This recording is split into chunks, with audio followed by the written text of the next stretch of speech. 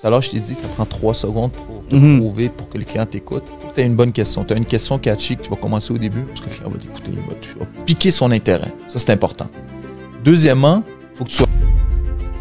Un point, Seroujane, le point qui me démarque énormément des autres courtiers, c'est que dépendant des secteurs où ce que j'appelle, que ce soit Laval, que ce soit Blainville, que ce soit Mirabel, je connais chacun des... Il faut connaître son marché. Si je connais mes courtiers compétiteurs, tu peux être sûr que je connais mon secteur. Je vais inviter les gros courtiers de Laval, les courtiers qui ont des acheteurs que je vois souvent, à venir prendre un morceau, prendre un verre, leur présenter la propriété, pour qu'eux puissent contacter leurs clients qui cherchent ce genre de produit qui n'auraient pas pensé peut-être à penser à pomper. J'adore faire des porte-clés. C'est pas quelque chose qui coûte des sous, parce que quand je fais des envois postaux, on ne sait pas ce qui va se passer. Quand je fais des annonces Facebook, on ne sait pas la réaction du marché non plus. Une chose que je fais énormément, je pense que c'est un conseil que je donne à tous les courtiers. Si tu es annoncé à 500 000, parle de...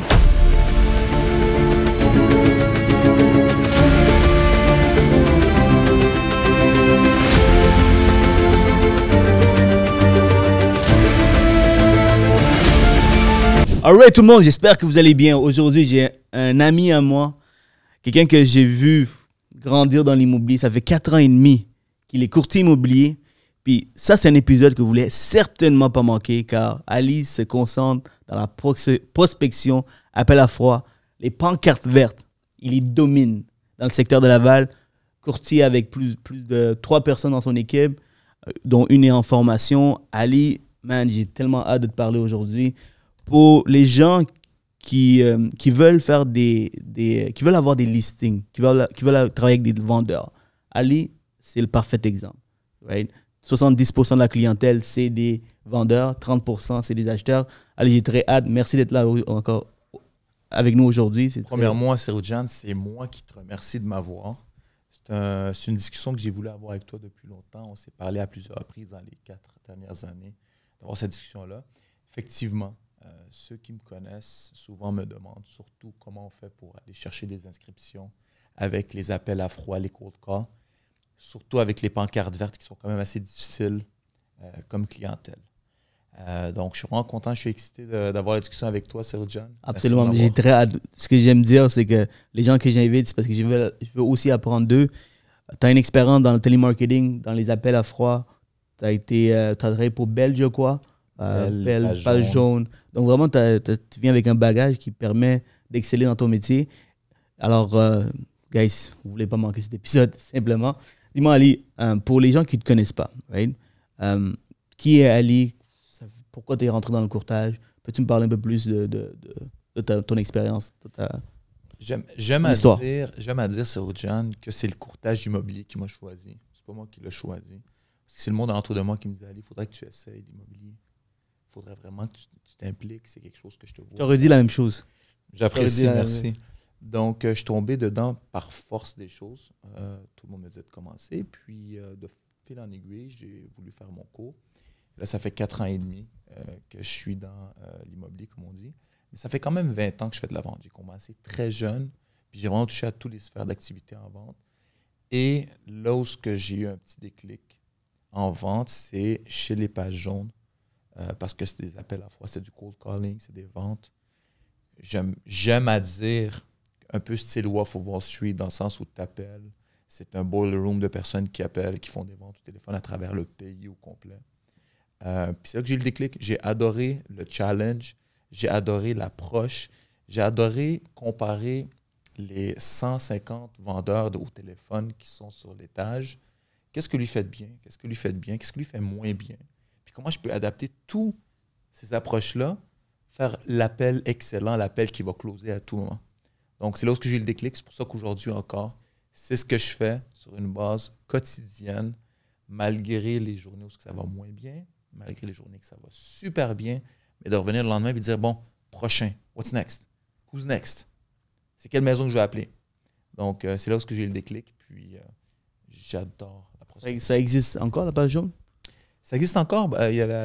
Malheureusement, il y a une vieille mentalité qui pense que c'est juste le bottin téléphonique. Ça n'existe plus, ça. Non, ça existe encore en région. Ouais. Par contre, maintenant, ils ont fait le virage numérique. Donc, c'est la publicité en ligne. Les publicités Facebook, Google, tout ça. Pagéon va s'en occuper. C'est le marketing en ligne, c'est ça les Pagéon. On m'a déjà eu. Pagéon, ils m'ont déjà eu. J'ai investi avec eux au début de ma carrière. Ouais. Seroujane, c'est pas moi qui t'ai vendu quoi que ce soit. J'avais déjà quitté Pagéon. Pas de remboursement aujourd'hui. Ah mon Dieu. Mais OK, intéressant. Puis pourquoi tu penses, selon toi, les courtiers n'aiment pas la prospection à froid? Je vais te répondre, Seroujane, puis je vais peut-être en blesser quelques-uns. C'est pas ça mon but du tout. Mais le problème numéro 1 des courtiers qui appellent, qui font de la prospection puis ça ne fonctionne pas, c'est qu'ils essayent de vendre leurs produits au téléphone. Mais lorsqu'on vend une maison à 500 000 $, la rétribution à 4 % elle est 20 000 $. Ça ne se fait pas au téléphone. Au téléphone, la première vente qu'on va faire, Seroujane, c'est le rendez-vous. Vends le rendez-vous. Puis au rendez-vous, vends ton service, puis ton plan de match, puis ta commission. Mais si tu essaies au téléphone de me vendre une dépense de 20 000, c'est impossible que j'achète. Donc, le moment que tu rentres au bureau, si je vais faire des appels, mais les ventes que je vais faire, c'est le rendez-vous que je vais booker, déjà, tu as passé de novice à excellent courtier. Puis une fois que tu arrives en face, en présentiel sur le rendez-vous, c'est là que tu vends le plan, puis pourquoi tu es meilleur que notre courtier, puis c'est combien ton taux de commission, puis c'est quoi la stratégie de mise en ligne, le marketing, etc. Mais la part des courtiers essaient de faire tout ça au téléphone. Ce qui arrive, c'est que les clients vont écouter ce que tu dis, ils vont prendre des notes. Si jamais ils ne vendent pas par eux-mêmes sur la plateforme de la pancarte verte, ils vont appeler leur ami, puis ils vont dire « Voici ce qu'il m'a offert, est-ce que tu m'offrais la même chose? » Oui, parfait. Ils vont aller avec leur ami. Tandis que si je book le rendez-vous avec Seroujane, regardez, j'ai une formule qui va fonctionner pour toi. Chacun va voir son speech de vente. Je dis, je m'en viens de voir, ça va prendre 15 minutes. Comment tu prends ton café? Seroujane, il dit, je le prends noir. Je suis chez lui, Seroujane. Je lui montre le plan de match. Ça connecte. Une vente d'une maison, c'est pas la vente d'un cellulaire au téléphone ou de n'importe quelle thermopompe. Non, non. On vend le patrimoine familial. Souvent, le monde l'a acheté il y a 30 ans leur maison. C'est pas au téléphone que ça va se closer, c'est face à face. Il faut que ça communique. Il faut qu'on match un mirror. Il faut qu'on s'entende. Il faut que mes valeurs soient en ligne avec la vôtre. Ça se fait sur le rendez-vous. Mais au téléphone, on fixe seulement le rendez-vous. Ça fait du sens, oui. Ça fait du sens. Est-ce que tu penses que beaucoup de courtiers le font au téléphone? C'est pour ça que tu le dis? C'est malheureux, mais il y a beaucoup trop de courtiers qui vont prendre des cours, des écoles de formation de cold calling, que ce soit aux États-Unis ou bien ici au Québec. Ils vont essayer de l'appliquer maladroitement. Puis ça va juste sonner funny. Puis que ça va être on va être le 15e appel qui fait le même speech de vente. Tandis que si on adapte notre speech, que le but ultime, c'est de vendre un rendez-vous, pas plus que ça, sans engagement, les statistiques augmentent. Ça dure combien de temps ton appel, environ, mettons, pour prendre le rendez-vous téléphonique? Écoute, rendez-vous présentiel. Je veux dire, ça prend 3 secondes pour savoir si l'appel est intéressant ou pas. En 3 secondes, tu sais si le client va t'écouter ou pas. Tu as 3 secondes pour faire une bonne impression. Le client t'écoute, il est engagé. À partir de là, un autre 5 minutes d'expliquer. Puis au bout de 8 à 10 minutes, le rendez-vous est fixé. Une fois que le rendez-vous est fixé, à partir de là, chez le client, c'est environ 1 heure parce qu'on passe en revue ses attentes, sa vie, son objectif.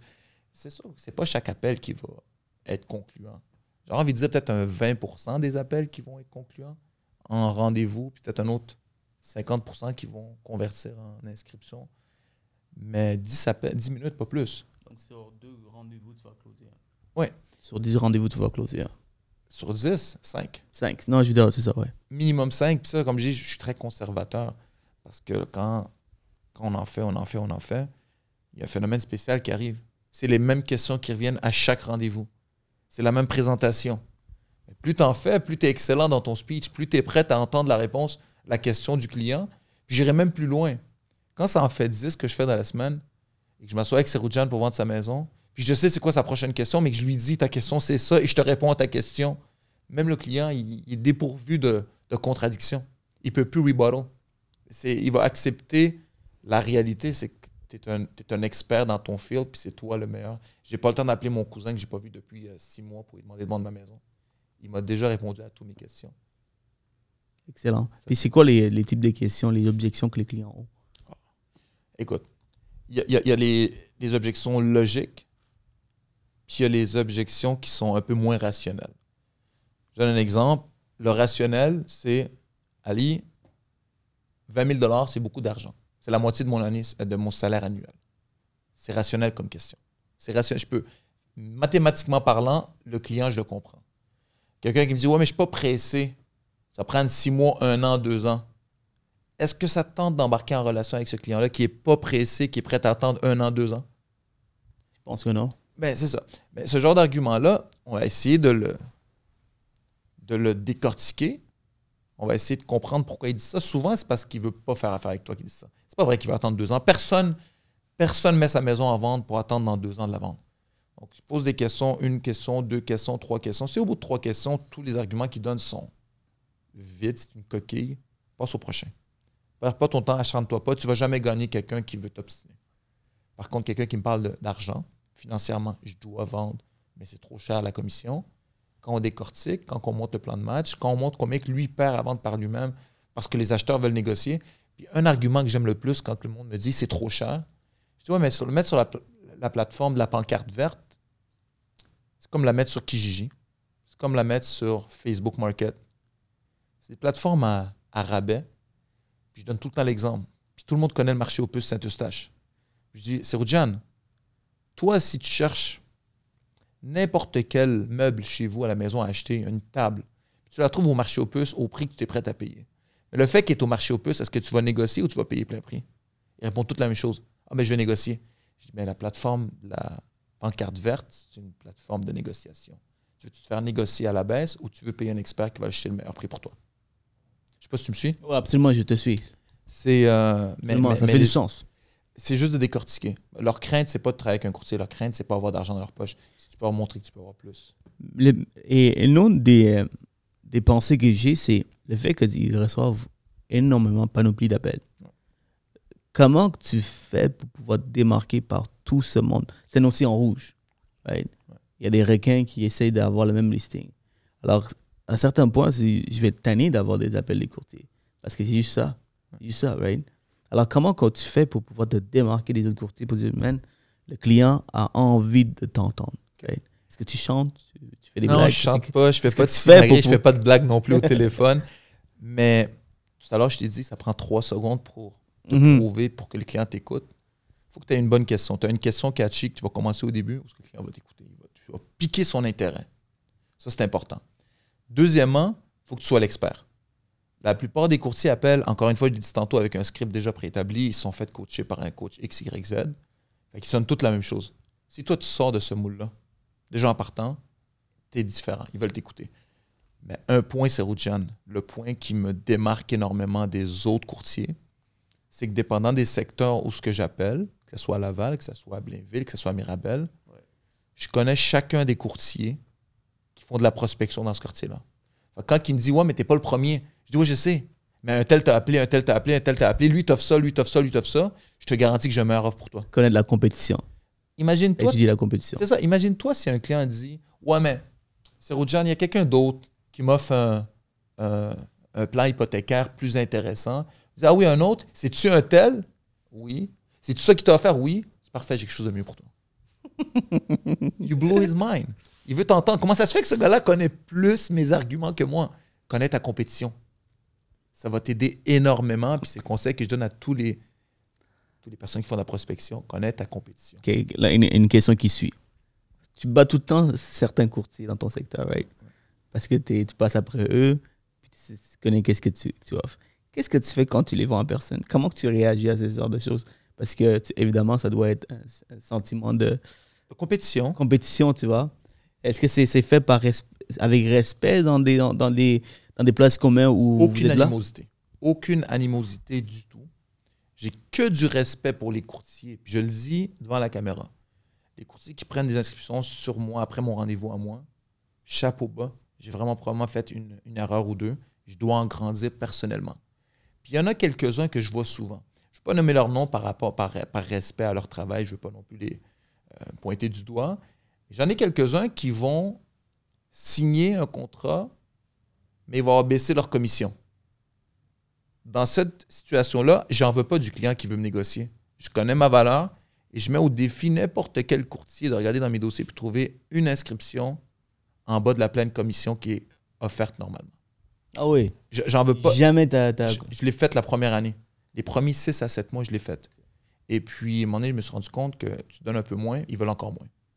Donc, moi, si je m'assois avec toi et que tu me dis un tel t'a donné moins, je dis pas de problème, va avec lui. Et comment ça, va avec lui? J'en veux pas de ta business. Et le client veut savoir pourquoi j'en veux plus de la business. Et je veux dire pourquoi. Parce que si ce client-là va avec la commission la moins chère, mais ce courtier-là n'a même pas été capable de défendre ses propres intérêts. Première offre qui va venir, il veut juste te la faire accepter, il veut passer à autre chose. Moi, je te garantis de donner le maximum, mais je vais être payé pour mon taux horaire. Puis je leur demande la question. Ah, tu m'as dit que tu es avocat. C'est quoi ton frais horaire? 150 $ de l'heure. Serais-tu prête à prendre mon dossier pour 75? Non. Pourquoi moi, je serais prête à baisser ma commission? Ça serait facile avec un travail autonome.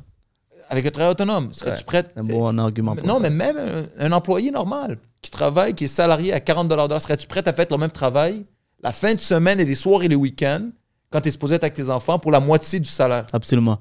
Et une des choses que j'ai dit, parlant de ça, quand on essaie de négocier ma commission, parce que dans le prêt privé ou prêt alternatif ou commercial, on charge nos frais ou sur le taux, leur dire, est-ce que vous êtes prêt à réduire, de renégocier votre salaire? À la baisse. Ouais. C'est la même chose. Ils me disent tout le temps non. Tout d'un coup, il y a un déclic. Si l'autre le fait, c'est que l'autre n'est peut-être pas sûr de son service. Il a l'air plus confiant. Et le monde veut faire affaire avec l'expert. Ils ne veulent pas faire affaire avec les amateurs. Et pour revenir à ta question, excuse-moi, je me suis évadé. Quand je vois ces courtiers-là, que du respect. Parce qu'ils font quand même un travail qui est extrêmement difficile. S'ils réussissent à signer, parfait, félicitations.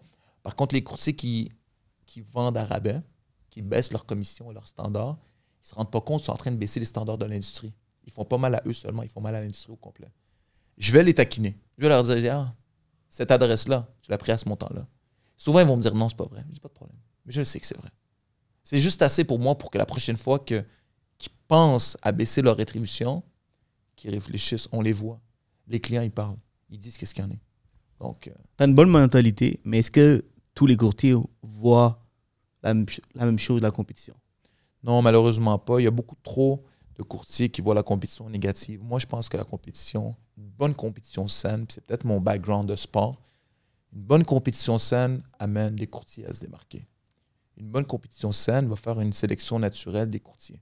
Il y en a qui, malheureusement, vont pas être capables de supporter la compétition, vont quitter le domaine.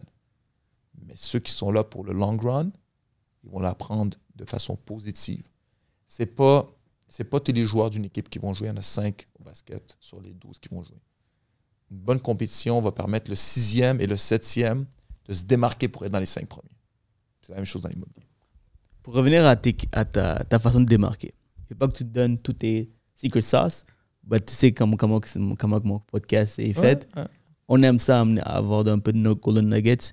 Donne-moi une ou deux là, que tu utilises, puis boum, le client a envie de t'en aller.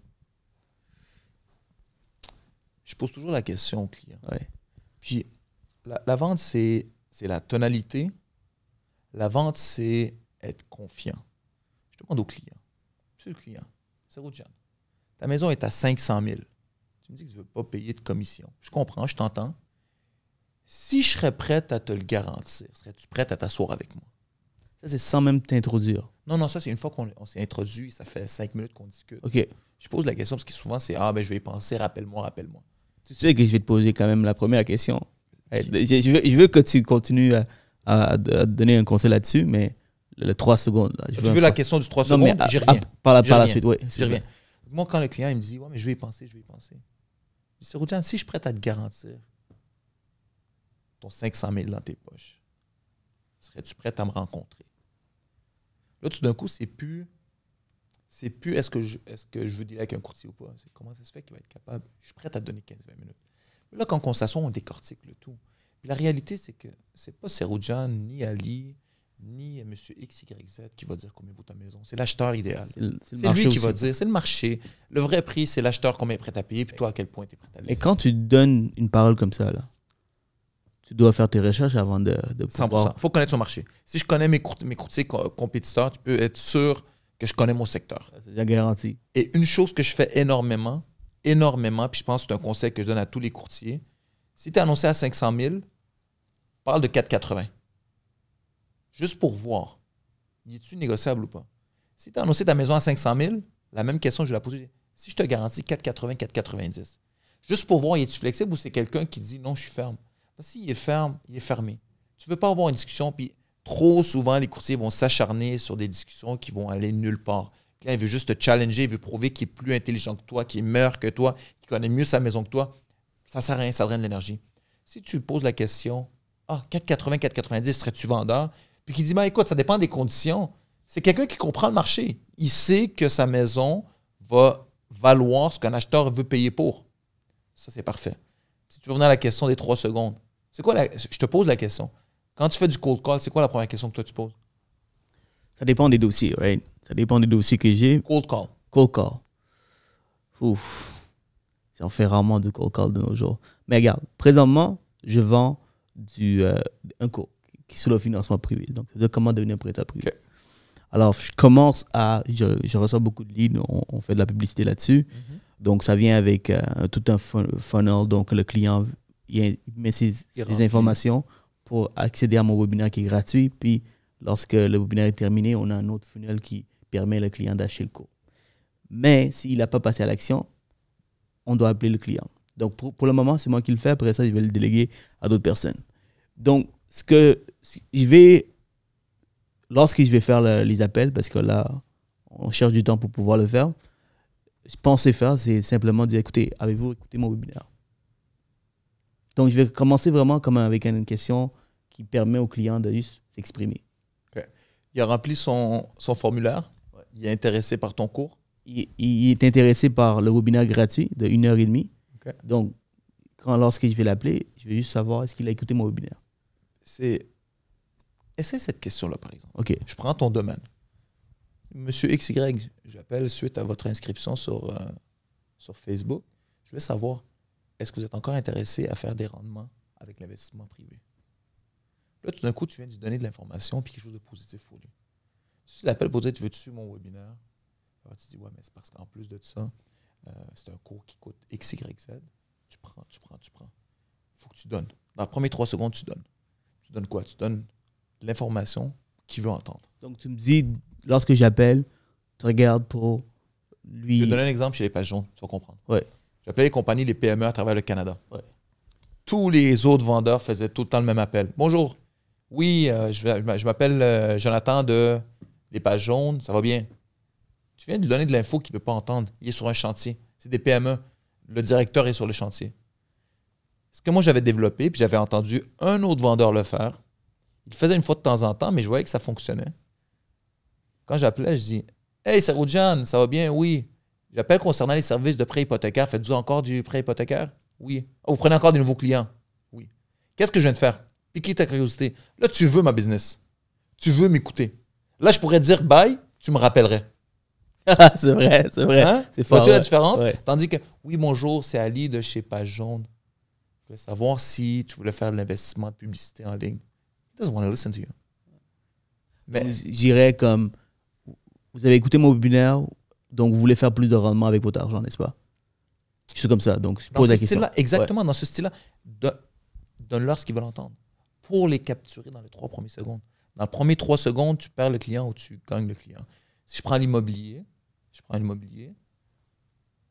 as un condo à vendre. Qu'est-ce qui vient de se passer dans les dernières années? Il y a la loi 16, la loi 141 qui vient de sortir. Tu sais c'est quoi? Par rapport aux frais de condo, les frais de condo ils doivent augmenter pour faire un plan d'entretien de la bâtisse sur 25 ans. Il faut avoir le fonds d'auto-assurance de côté, le deuxième compte. Donc, il y a, en gros, pour les propriétaires de condo, ça coûte plus cher en frais de condo. Parce qu'il faut entretenir la bâtisse pour pas qu'il y ait de problèmes financiers par la suite et que la bâtisse se dégrade. Long story short, tous les propriétaires de condo le savent, ils l'ont entendu parler au Québec. C'est la loi maintenant. Les frais de condo augmentent. Moi, quand j'appelle, c'est Rojan qui a un condo à 400 000 à vendre avec des frais de condo à 200 $. Oui, bonjour, c'est Rojan, j'appelle pour le condo à vendre. Oui, je dois vous demander rapidement avant tout, est-ce que les frais de condo ont été majorés suite à la loi 16 et la loi 141? Et c'est toujours pas chigné. Mais il sait que c'est important d'écouter ce que j'ai à dire. Là, tu vas dire, écoute, je ne suis pas trop sûr. OK, en fait, je vous explique pourquoi je pose la question. Ici, c'est Ali de chez Remax. Je t'appelle par rapport à votre condo. Je trouve que c'est un beau condo. Je trouvais que les frais de condo sont trop bas. Puis je me demandais si Maintenant, si vous me permettez, ouais, tu rentres dans la discussion.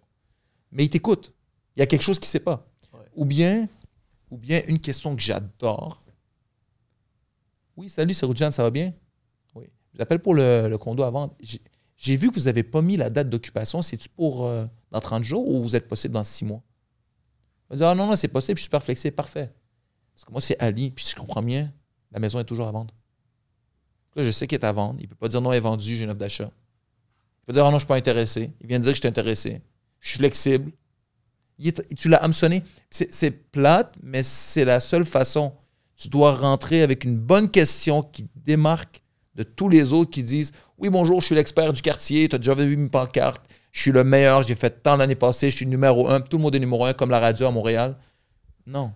Donc, ce que je comprends, Ali, là, avec l'expérience et surtout avec beaucoup de connaissances du marché, si un courtier décide d'embarquer dans cette aventure, il peut que réussir s'il n'abandonne pas, avec les bons mentors, bien sûr. It's a mathematic game. Tu fais 100 appels, tu closes 2 rendez-vous, tu as une inscription qui est signée. C'est mathématique. Le problème, c'est que... Ça, c'est des vraies statistiques, ça? Je suis vraiment au minimum. Ouais, 100, je suis au minimum. Si tu fais 100 appels, 2 rendez-vous, 2%, c'est pas beaucoup, 2%. Tu as un des deux qui va closer à 50%. Là, tu as rendu à 1 sur 100 de closing. Combien ça a pris de temps de faire 100 appels? 2 jours. C'est un très beau ratio quand tu y penses. Le problème, il est où? Sans appel où le client répond ou sans discussion, appel? Sans discussion. Sans discussion. Il faut quand même être... il y en a qui vont couper des corners en disant leur sans appel. J'ai fait 100 appels, mais il n'a pas répondu. Doesn't count. Come on, guys. C'est une business comme n'importe quel business. C'est la façon la plus rapide d'aller chercher des inscriptions et de la business. Quand tu commences en immobilier, malheureusement, on ne dit pas quoi faire. On dit débrouille-toi. Tu as ta licence, maintenant débrouille-toi. C'est la façon la plus facile pour quelqu'un se démarque, pour quelqu'un décolle, chez 3, 4, 5 inscriptions qui vont t'occuper. Puis en plus de ça, ils vont t'amener des acheteurs potentiellement. Ça va te donner une réputation.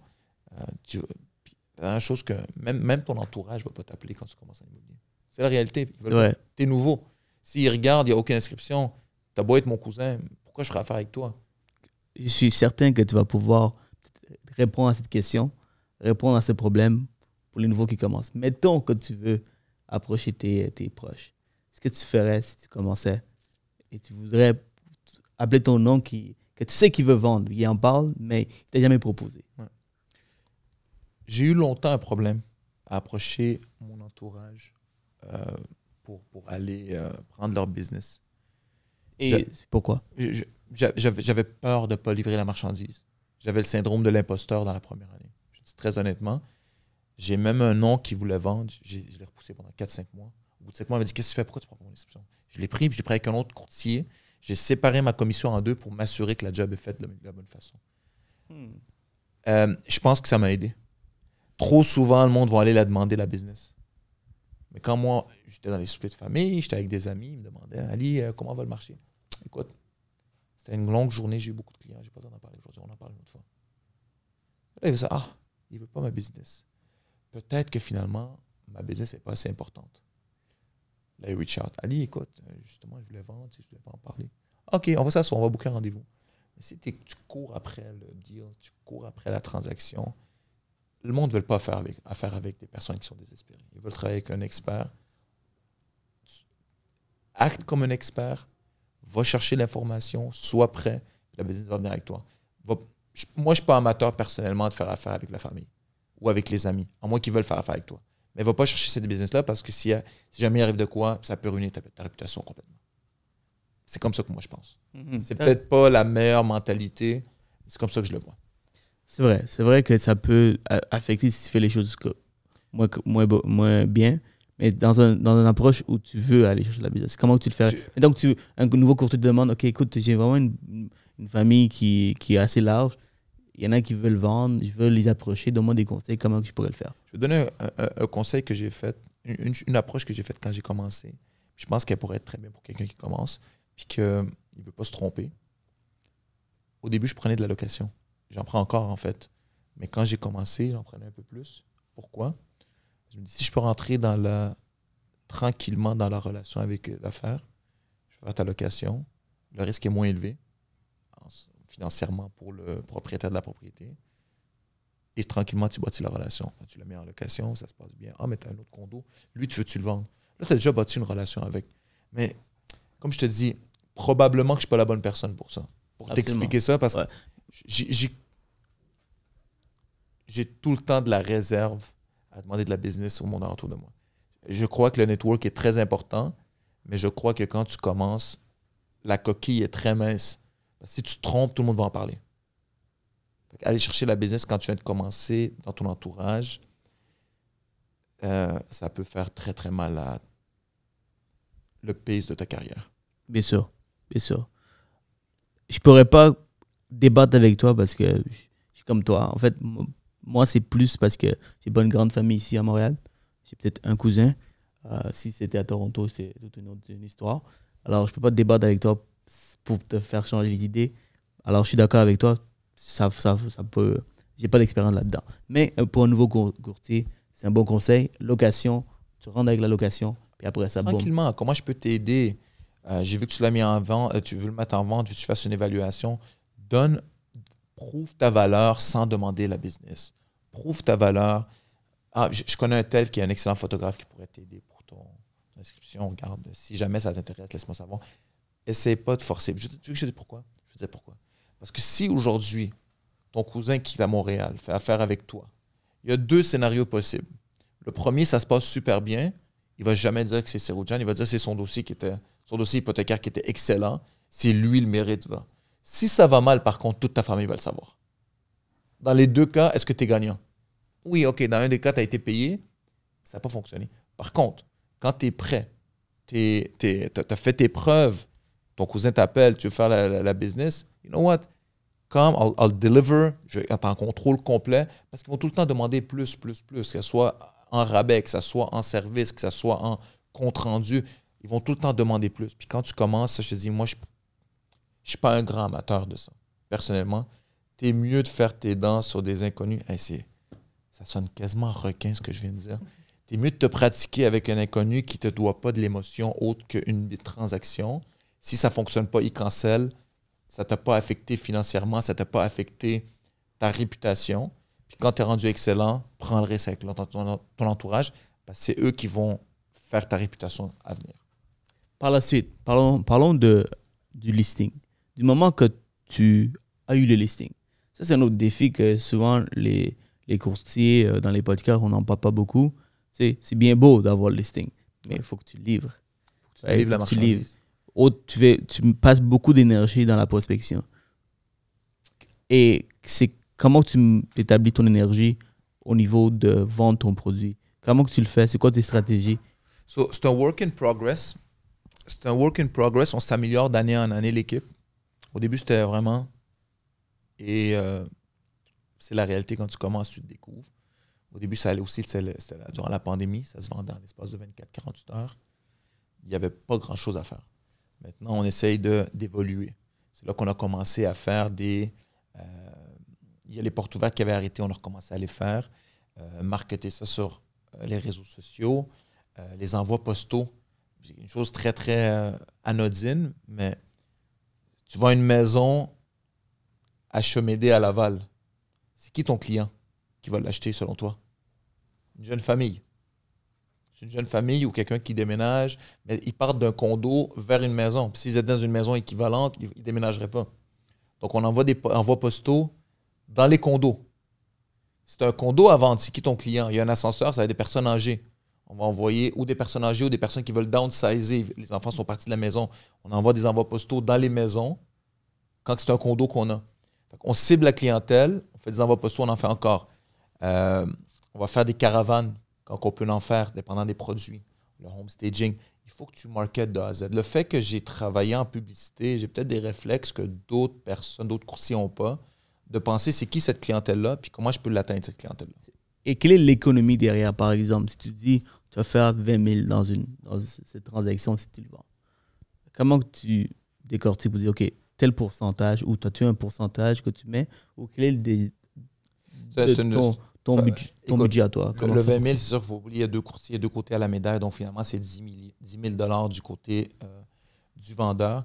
Mais j'aurais envie de dire que c'est environ 25% des dépenses. OK. 25% de la rétribution va être investie en publicité, en photo, en staging, en porte ouverte, en déplacement. 25%, je pense que c'est un bon ballpark de savoir combien ça coûte. Lister, marketer une propriété. Moins les impôts. Donc, tu restes à 50% de...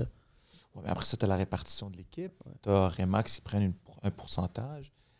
La réalité, c'est que sur le 10 000, toute dépense sortie, il va rester peut-être 4 000 4 000.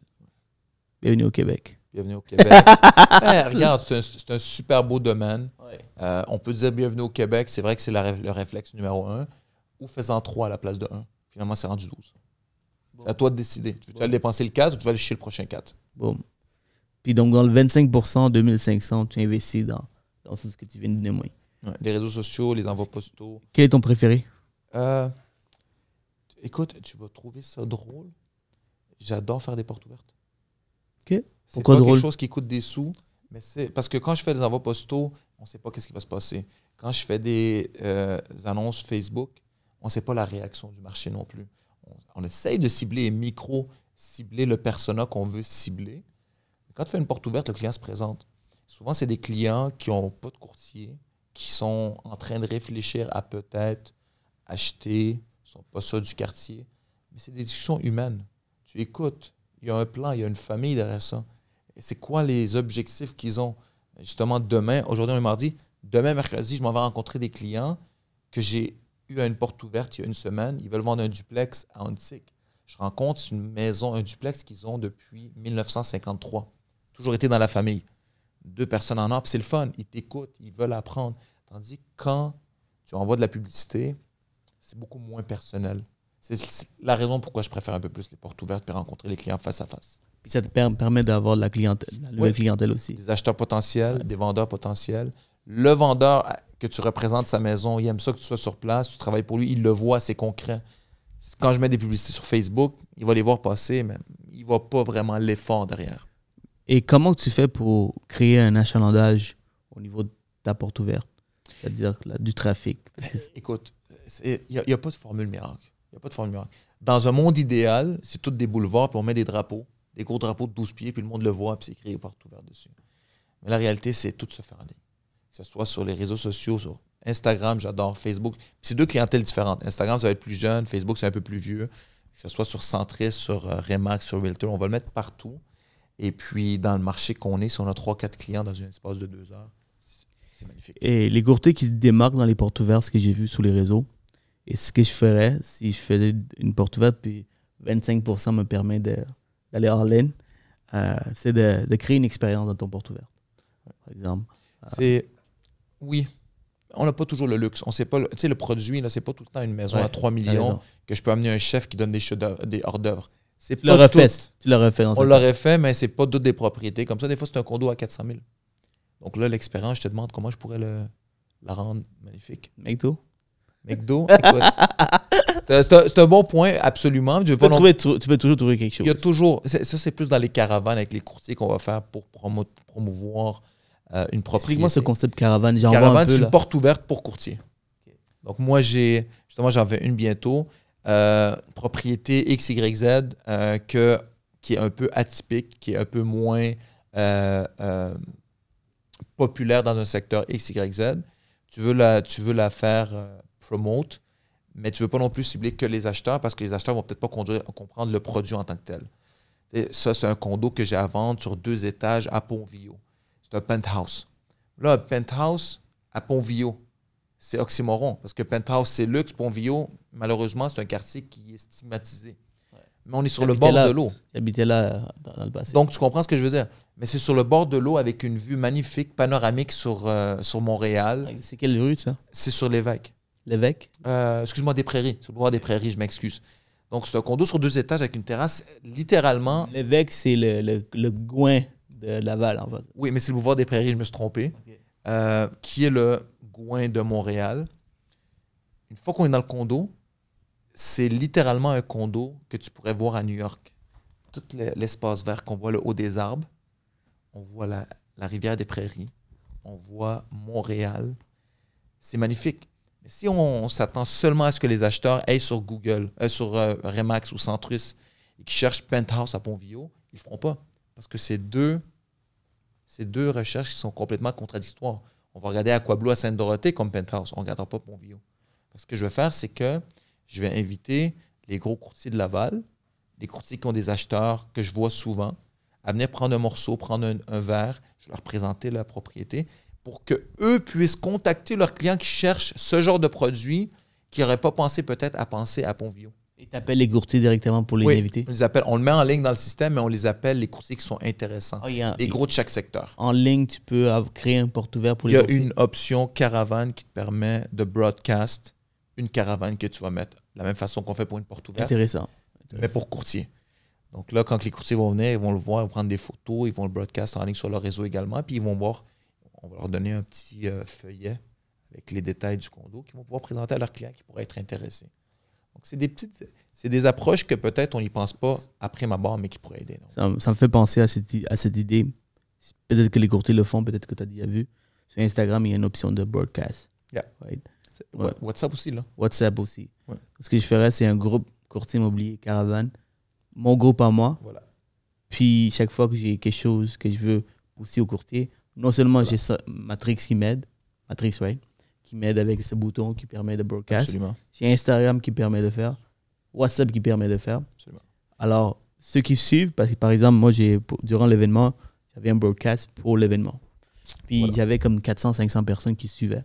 Puis chaque fois que j'avais une annonce, non seulement je mettais sur mon mur, sur Instagram, mais je poussais aussi dans le broadcast. C'est plus ciblé. C'est plus ciblé, c'est plus personnalisé. Puis ça m'amène à un autre point que j'ai oublié de parler tout à l'heure.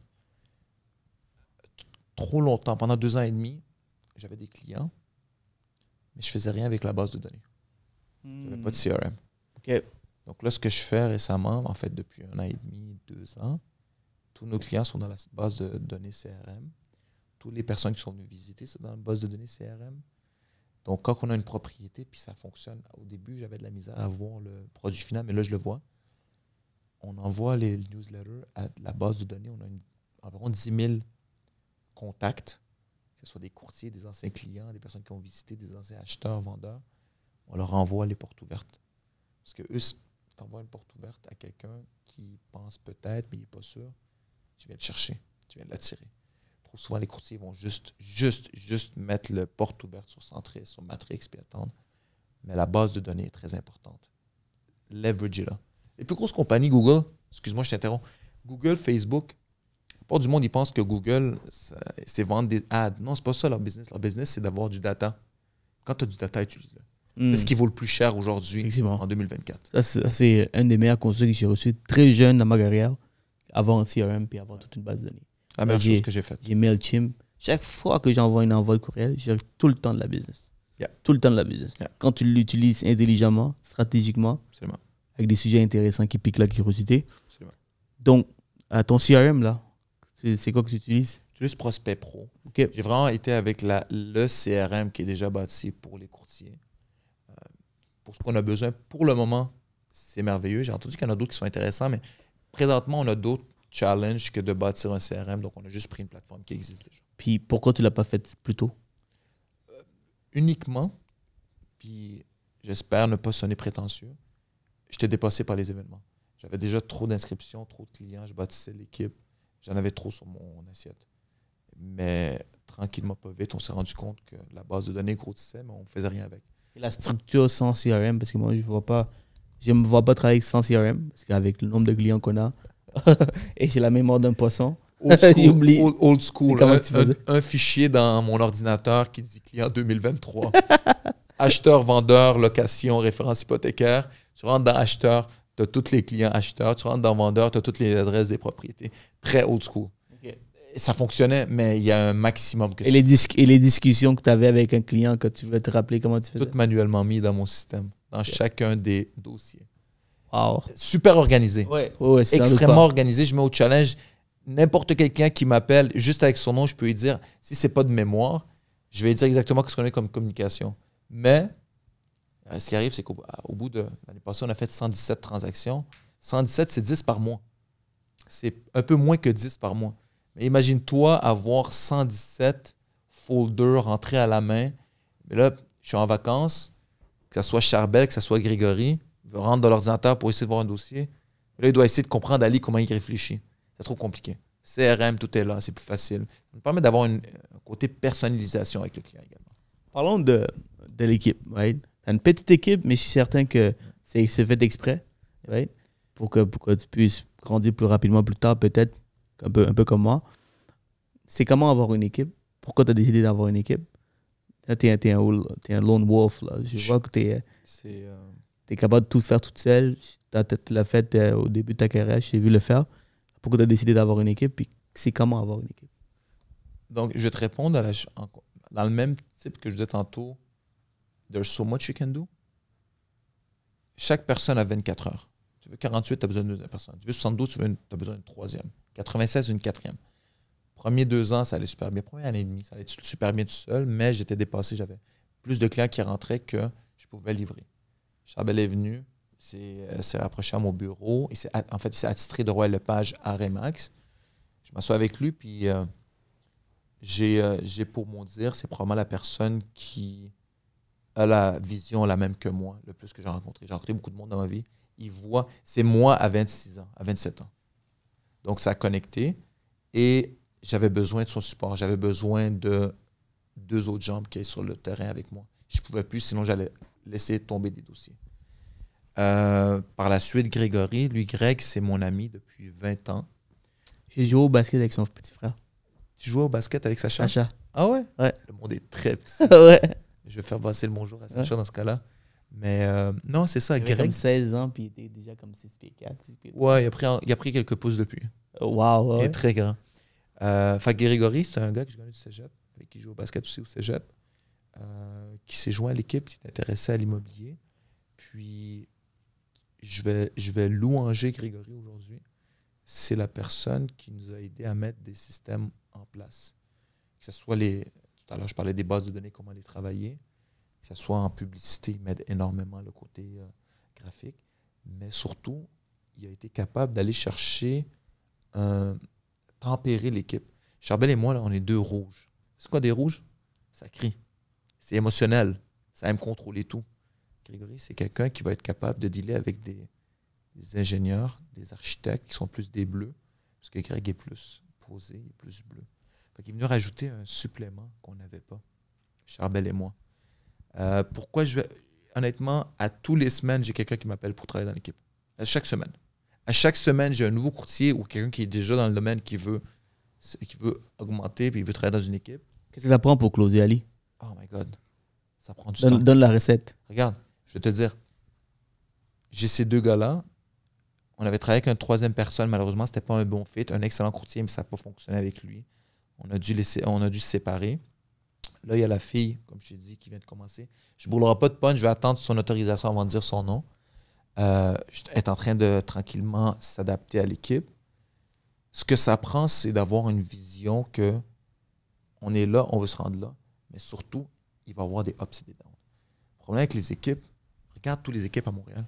Combien d'entre eux ont un taux de roulement plus élevé dans leur courtier que dans des clients?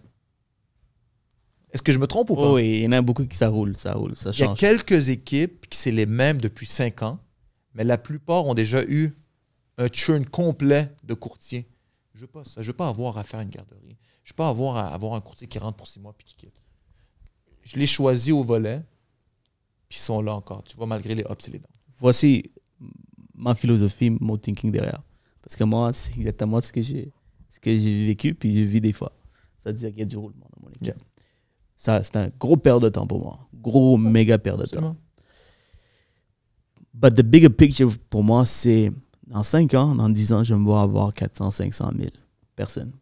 Donc, si je ne suis pas capable de dealer avec les problématiques que j'ai avec 10, 15 personnes et le roulement, je ne serais pas capable de le faire à 300, 400. Je ne serais pas capable de le faire à 50 personnes, 60 personnes. Puis évidemment, quand tu as un gros volume, tu vas avoir ce genre de roulement. Mais ça me permet aussi d'apprendre. J'ai fait énormément d'erreurs. De prendre des gens que j'avais plus envie qu'ils réussissent que eux ils voulaient. Ouais. J'avais des gens qui ont promis des choses. Qui n'ont jamais livré. Qui n'ont jamais livré. Puis aussi, de mon côté, que j'ai promis des choses que je n'ai pas nécessairement livrées. Alors, pour être un leader de cette ampleur, de 300-400, je vois des leaders que je suis. Par exemple, c'est une des raisons pourquoi j'aime beaucoup Pat, PBD. Yeah. Il a battu une équipe de 35 000 agents à travers là. Je me dis, si ce gars-là a réussi à le faire, moi aussi, je peux le faire, il doit juste marcher. Yeah. Donc, je prends toutes ces formations, je vais à tous ces événements pour voir comment être un bon leader. Alors, et je teste avec mon équipe. Quand je suis au Québec, je teste. OK, qu'est-ce que je dois faire?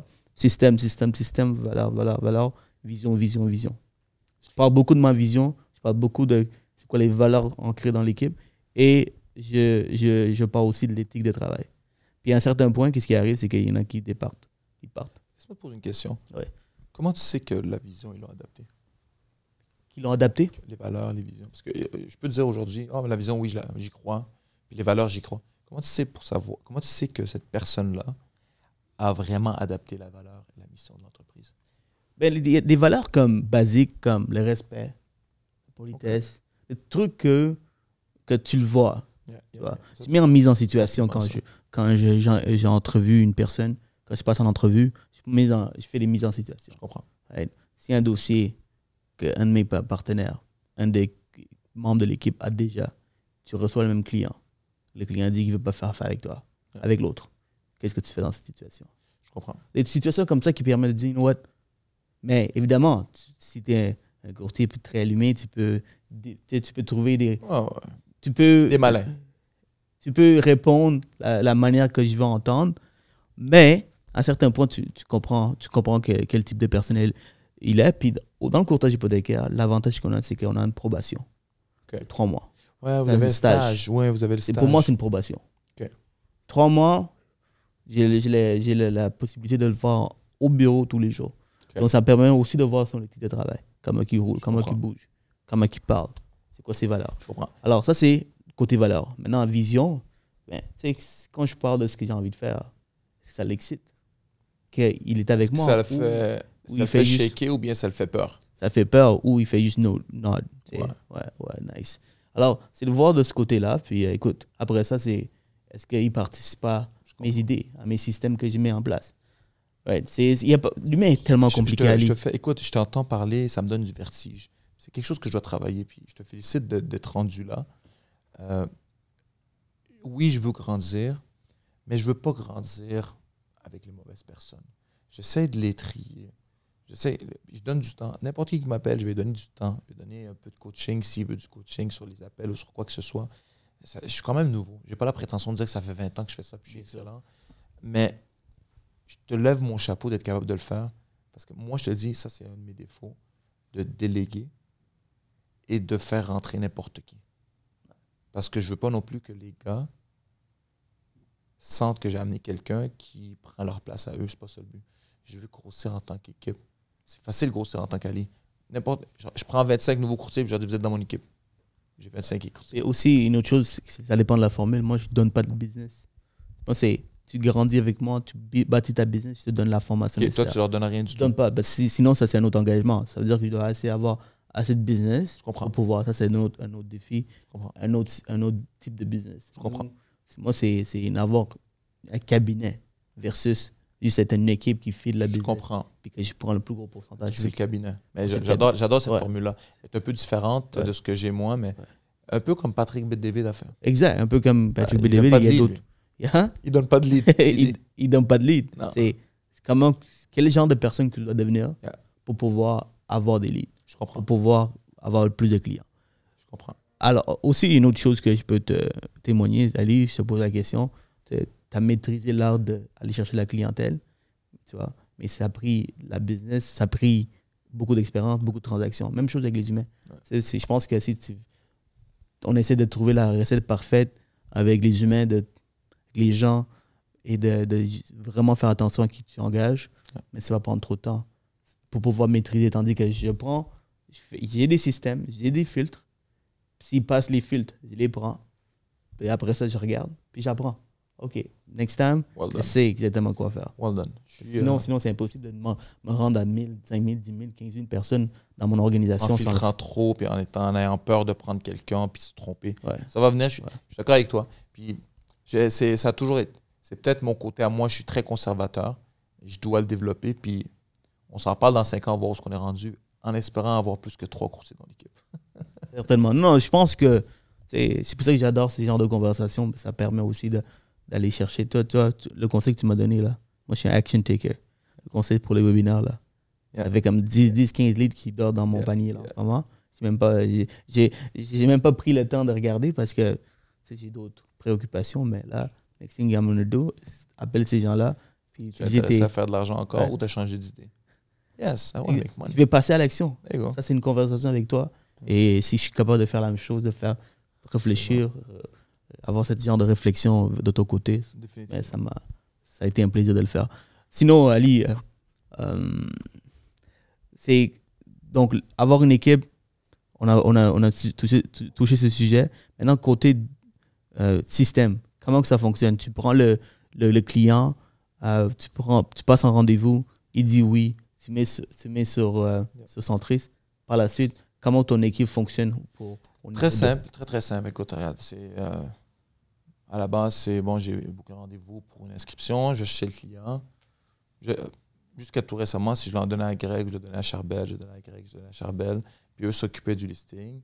Moi, je chapeaute tout, bien sûr. Ça, c'est mon côté micromanagement. Je dois tout voir qu'est-ce qui se passe dans le business. Puis eux s'occupaient des acheteurs. Je me suis rendu compte que les gars aiment plus faire des vendeurs que des acheteurs aussi. C'est pour ça que j'ai pris la 3e personne, qu'elle, maintenant, quand il y a des acheteurs qui rentrent dans l'équipe, je leur envoie à elle, puis c'est elle qui s'en occupe. Il y a le petit touch féminin, le petit touch maman, le petit touch un peu plus connexion. Parce que la réalité, c'est que tu fais affaire avec moi, Greg ou Charbel, on dirait que c'est la même personne. Si ce n'est pas un bon fit à moi ou à eux, on perdait quelques clients, des personnes âgées des fois, qui se sentaient peut-être intimidées par 6 pieds 2, 6 pieds 1 avec la barbe, 6 pieds 5 avec de la barbe. Donc, on avait besoin d'un côté féminin. Donc, j'envoie à Greg, j'envoie à Charbel, il s'occupe de la vente. Client acheteur vient, on l'envoie à la 3e courtière. Puis les gars vont s'occuper de la transaction au complet. C'est vraiment Ali va chercher les leads, les distribue. Les gars s'en occupent. Puis ils vont être payés sur le dossier qu'ils vont closer. Au départ, tu m'as dit que tu avais ce problème de déléguer. Comment tu as surpassé le fait de donner ta clientèle à tes gars? Je garde tout le temps. La discussion reste avec moi, mais eux vont faire...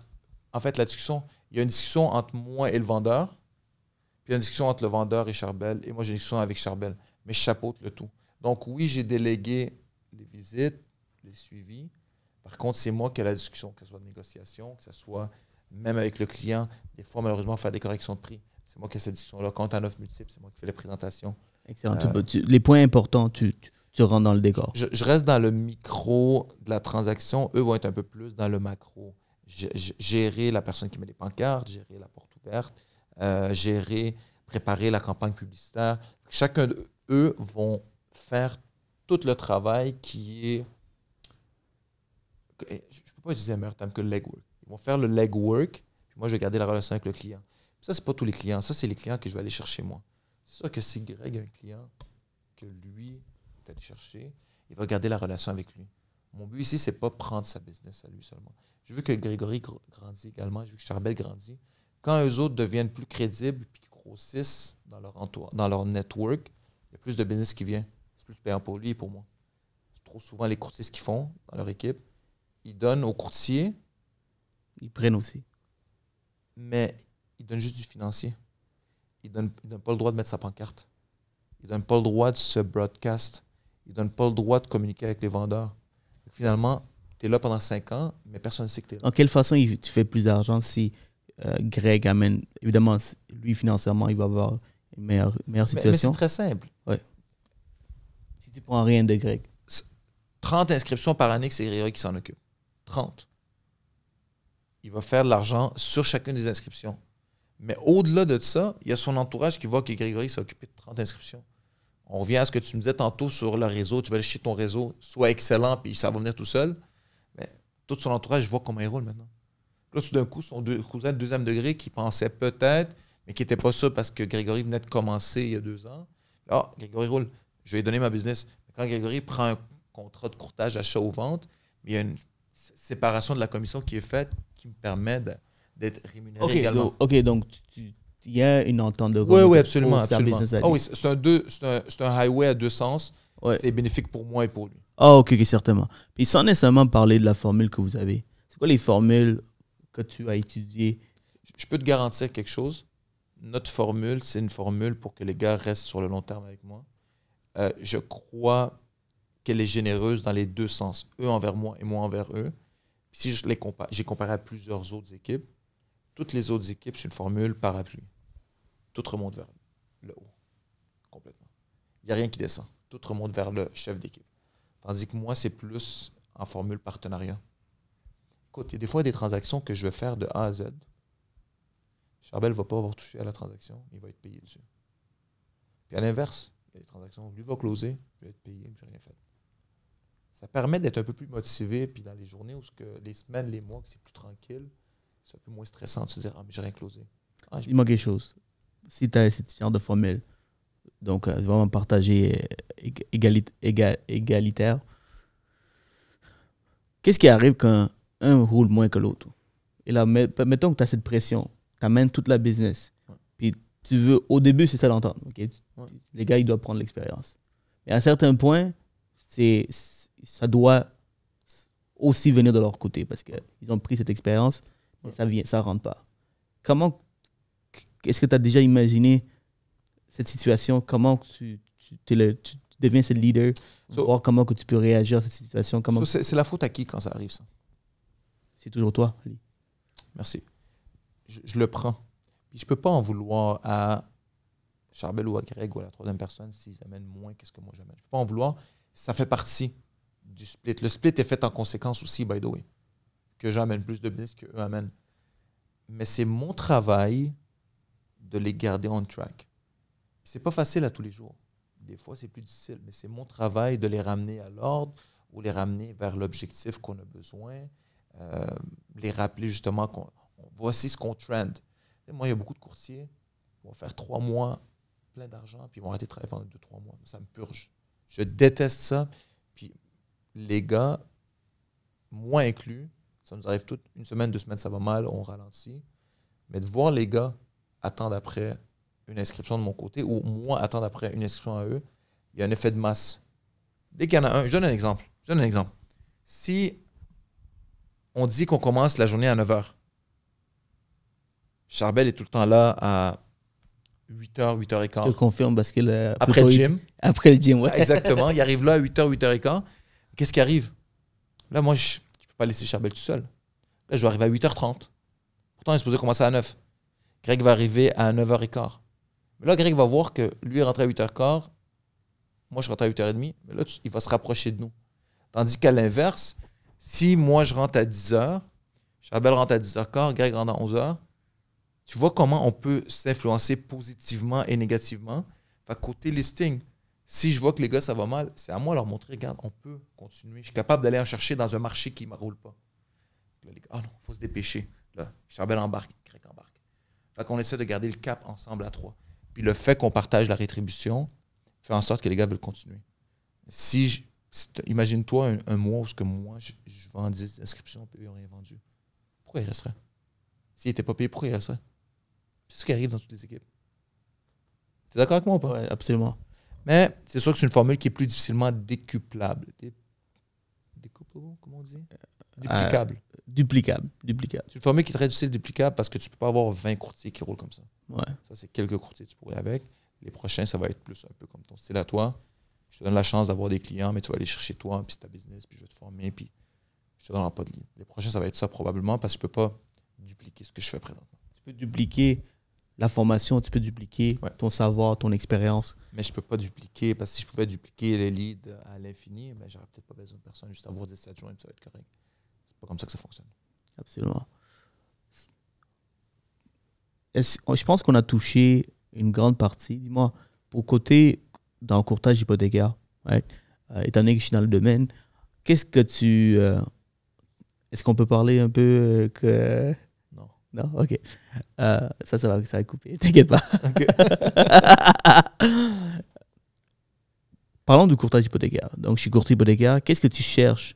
Un courtier hypothécaire qui écoute parce que mon podcast, les deux industries écoutent. Qu'est-ce que tu attends d'un courtier hypothécaire? Je veux dire, le plus gros le plus gros challenge que j'ai avec les courtiers hypothécaires, je ne parle pas de toi, je parle en général. Il y en a tellement de courtiers hypothécaires, puis trop souvent, ils coupent les coins ronds. Puis je m'excuse de le dire, puis comme je dis, il y en a des excellents. Ceux avec qui je travaille, que ce soit toi, que ce soit les autres que je travaille sur une base régulière, sont excellents. J'ai dit, mes attentes, c'est ça, puis ils respectent mes attentes maintenant. Tandis que, des fois, j'ai des courtiers hypothécaires que je ne connais pas. Ils soumettent une préqualification. Moi, j'appelle toujours. Moi, quand je reçois une offre d'achat, j'appelle toujours la personne qui a fait la préapprobation, la préqualification. Je reçois la préqualification, j'appelle, oui, j'ai reçu une offre d'achat, on considère, on veut savoir, est-ce que les documents ont été vérifiés, est-ce que l'enquête de crédit a été faite, le credit check, est-ce que les preuves de revenus ont été faites, est-ce que tout a été fait? Ils disent, non, on l'a fait avec ce que le client m'a donné. Puis c'est le plus gros challenge que j'ai avec les courtiers hypothécaires, d'avoir une préapprobation, une préqualification qui a été faite rapidement. Tandis que quand je pense à toi, ton équipe, quand je pense aux courtiers avec qui je travaille, vous avez fait tous vos devoirs. L'enquête de crédit a été faite, le credit check, les preuves de revenus, les ratios, les dettes, tout a été fait. Là, je sais que si j'ai un dossier qui vient de Siroudjan, je peux l'accepter tel quel, ça va passer, elle a fait ses recherches. Ça serait la chose que je recherche le plus de courtier hypothécaire, c'est qu'il a fait ses devoirs, puis qu'il soit rejoignable. Ouais. Si je t'appelle à 4 heures un mercredi, c'est pas normal que tu ne réponds pas. C'est texto, je te rappelle. Oui, bien sûr. Je sais pas si... non, tu as tout à fait raison. Dans le courtage hypothécaire, il y en a qui coupent les coins ronds.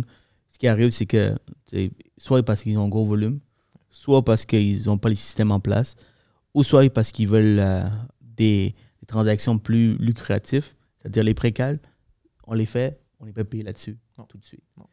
Mais ça demande énormément de travail. Ouais. Récupérer toute la documentation, le faire, pour qu'un jour, dans 2, 3, 4 mois, dépendamment, tandis que c'est un courtier comme Ali, évidemment, une semaine, on a une offre d'achat acceptée, après un précal, ça dépend du marché.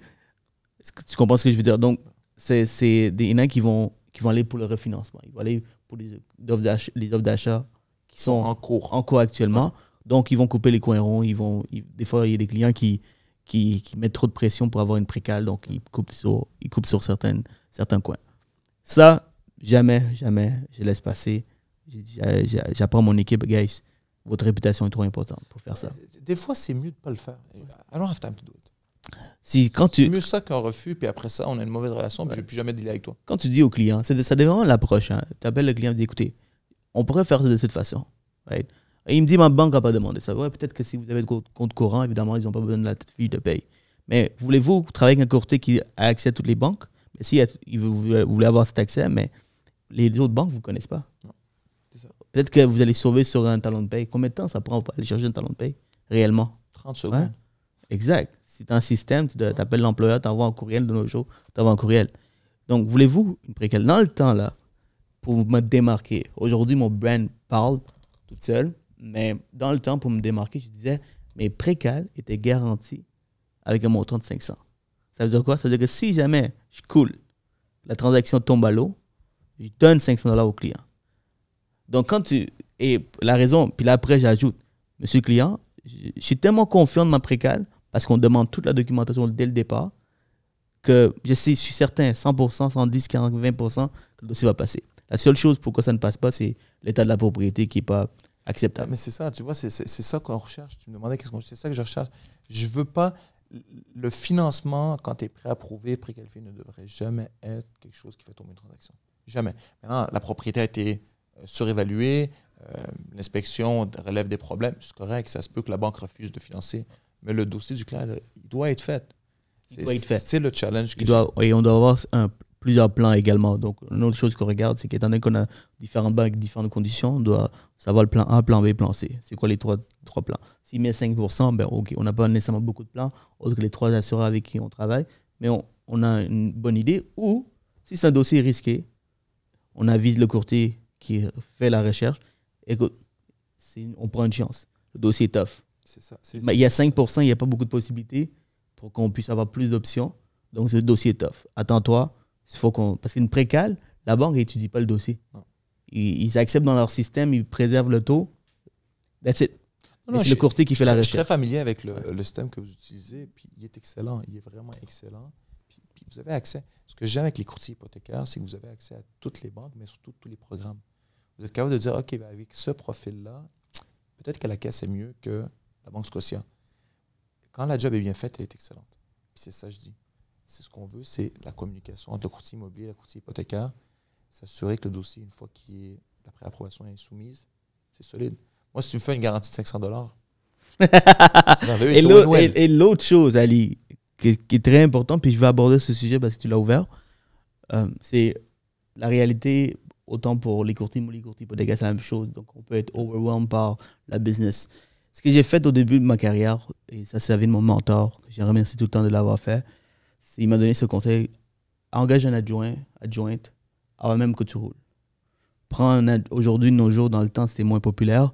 Moi, quand j'ai commencé en 2017, les adjointes virtuelles. Juste quand tu ne réponds pas là, ça passe à mon adjointe. Appel manqué, demande c'est quoi qu'il veut. Puis après ça, on fait un suivi. Puis avec nos systèmes, l'adjointe connaît tous nos systèmes. Alors, tous nos CRM, c'est quoi qui se passe dans chaque dossier. Le courtier pose une question, qu'est-ce qui se passe dans le dossier? L'adjointe peut faire le suivi. Tu n'as pas besoin nécessairement de parler avec ses urgents pour avoir un suivi de ce côté-là. C'est les choses qui sont importantes mais pas urgentes, tu n'as pas besoin nécessairement de faire des suivis là-dedans, toi personnellement, mais si tu es un courtier qui, aujourd'hui, avec le nombre d'appels que je reçois, je ne peux pas répondre à tout le monde. Mais il y a tout le temps quelqu'un qui répond, tout le temps. Donc ça fait que je donne un service. Puis honnêtement, ça permet aussi de garder mes partenaires, les gens avec qui je travaille.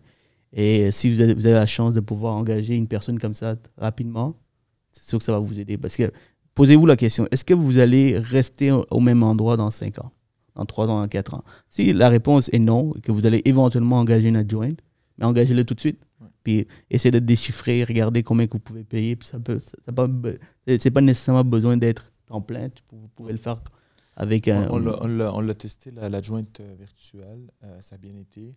Je pense qu'on a besoin vraiment de quelqu'un dans le bureau. Puis je dirais le challenge qu'on a là présentement, c'est qu'on cherche à acheter un bureau où est-ce que je peux avoir quelqu'un sur place. C'est important par contre. Moi, c'est mon côté micromanage. Je ne sais pas si tu peux relate. Ah oui. J'ai besoin d'avoir l'adjointe sur place pour qu'elle puisse...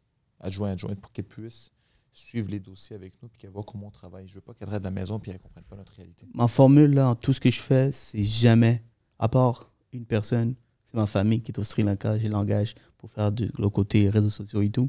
Sinon, autre que cela, tout le monde, c'est des gens en présentiel. C'est-à-dire, mon adjointe aujourd'hui n'est pas là, elle travaille à distance, mais habituellement, elle est toujours là 5 jours sur 5 sur le bureau. Mon équipe de caméramans, c'est en personne. Donc, évidemment, tu ne peux pas le faire autrement. Non, c'est difficile. À part mettre des webcams partout, puis ça tourne automatiquement. Mais... La qualité n'est pas la même. Ouais. Puis j'ai eu un conseil dernièrement j'étais à Toronto, puis j'adore. Je suis quelqu'un qui me forme tout le temps. J'ai investi sur les formations. Puis ça, c'est le gars qui a fait la conférence Multi-Family à Toronto. Okay. Il fait ça chaque année. Là, c'est un événement à 2000 personnes habituellement. Il a amené Grant Cardone la dernière fois, Jordan Belfort. Puis il a dit, moi, là, j'ai tout testé, tout côté virtuel. Ça n'a jamais fonctionné. Ça n'a jamais fonctionné. Tu n'as pas nécessairement le contrôle. Tu ne peux pas nécessairement créer une culture d'entreprise avec des gens qui travaillent à distance. Puis dernièrement, je ne sais pas si tu écoutes 7 jours sur Terre sur YouTube. Il s'appelle Benjamin Tremblay. Il fait des super épisodes sur la géopolitique. Okay. Puis il a pris 7 mois de pause. Puis son channel, c'est un Québécois qui a environ 2 millions de followers sur YouTube. Puis il a pris vraiment beaucoup d'expansion dans la dernière année. Et pourquoi? Parce qu'il fait du bon contenu. Il a parlé sur l'Haïti, sur... 7 jours sur Terre. 7 jours sur Terre. Extrêmement décortiqué. Tu peux m'en tenir rigueur. Je te reviens avec un feedback là-dessus, c'est ça, je vais l'écouter. Ça parle un des épisodes, ça parle de l'Haïti, comment que ce pays a été vraiment... a été affecté par tous les autres gouvernements qui ont profité. Puis il décortique du début de l'histoire de l'Haïti, pourquoi ce pays a été puni, a été profité. Puis il parle de Bill Clinton, Hillary Clinton, tous ces mondes-là qui ont profité, Obama, qui ont profité de Haïti. Et pourquoi aujourd'hui? Parce qu'on pose la question. On parle d'un autre sujet maintenant. Pourquoi la République dominicaine, là? Et c'est un autre monde. Prospère versus Prospère, Haïti. Il y a de la misère. Pourtant, c'est le même île. Pourtant, la même couleur de peau. Oui, ça, c'est climat. Mais écoute, j'en connais j'ai regardé aussi beaucoup là-dessus. J'en connais un rayon, c'est climat politique. C'est climat politique, puis historiquement... C'est une île qui a été, en fait, la moitié de l'île a été punie pour sa révolution, mais regarde, c'est une discussion pour un autre temps. Par la France qui a Qui n'étaient pas contents de perdre. Exact, qui l'ont endetté à Haïti. Donc, il y a plein de choses. Puis, il a décortiqué. Puis, les gens ont tellement aimé qu'il a pris énormément d'expansion. Puis, sortait un épisode par 2 semaines. Okay. Vraiment très, très. Puis, il a pris un 7 mois de pause. Puis, tout le monde se demandait où est-ce qu'il est parti. Est-ce que le gouvernement, comme ils l'ont enlevé parce qu'il faisait des sujets très controversés. Okay. Mais il donnait vraiment avec toute transparence la vérité. Okay. Puis il revient, il a sorti un épisode il y a 2 semaines que j'ai contacté en fait pour l'avoir dans mon podcast. Okay. Il a dit oui en plus. Ouais. Nice. Ouais. Alors, j'adore la géopolitique. Alors, qu'est-ce qu'il dit, c'est que toutes ces recherchistes étaient un peu partout dans le monde. Puis ils voulaient avoir un meilleur contrôle. Des fois, le travail n'était pas... Pourtant, le produit final est excellent, mais derrière, c'était l'enfer. Il disait à quel point c'était difficile de contrôler tout le monde. C'est ça. Alors là, aujourd'hui, il vient d'acheter un bureau à Québec, puis il engage du monde à l'interne qui viennent dans son bureau pour travailler. Meilleure chose qu'on peut faire. Même chose pour cette Ferguson qui organise les événements. Il a dit la même chose. Moi, j'ai tout essayé, mais ça ne bat jamais qu'une personne en présentiel. Il faut que ce soit en présentiel. Puis on le voit maintenant, durant la pandémie, tout le monde travaille de la maison, mais là, tout d'un coup, les entreprises, une journée au travail, une journée de travail au bureau, 2e, 3e journée. Bon, ça va tout faire retourner au bureau. La performance est ralentie quand tu travailles de la maison.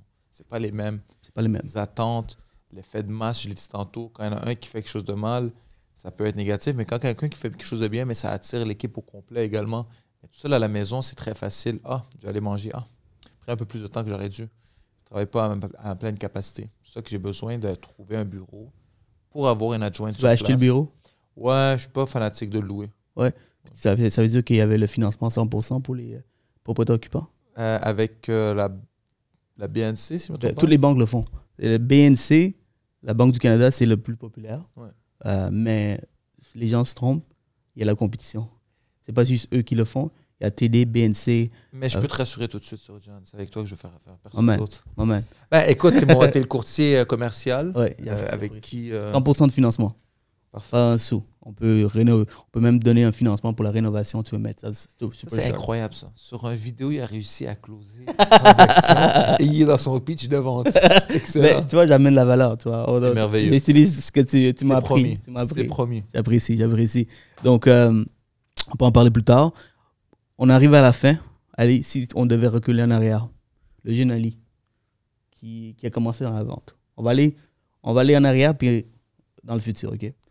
Si tu devais donner un conseil au jeune Ali qui vient de commencer dans la vente, qu'est-ce que tu lui aurais dit pour faire différemment les choses?